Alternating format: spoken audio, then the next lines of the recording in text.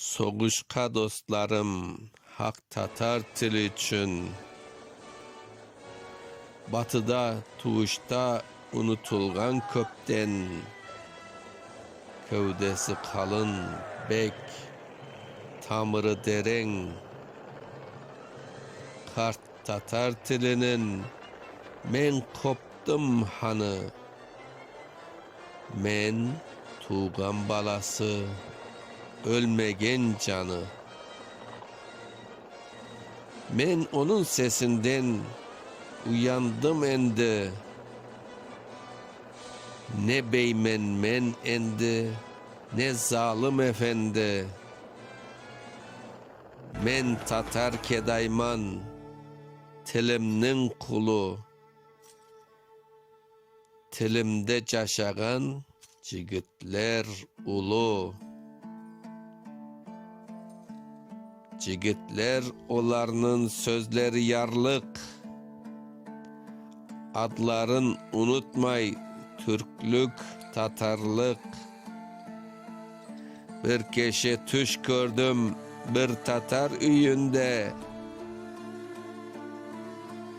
Tabirin taptım bir çın Kazan köyünde. Gönlümde kaynagan, başımda tuğan. Başımны sıypagan, közümnü cuğgan. Duygular, oylarım Arapka uzak.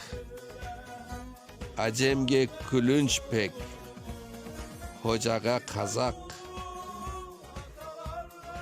Tek Tatar tilinde özüme kayttım. Sırrımны, könlümnü bu tilde ayttım. Türedi tuğulman, soy sopum belli. Bu yolda ne kadar kart keday keldi. Nevai pirimdir kedaylar başı. Tatarca cırlagan bir Tatarcaşı.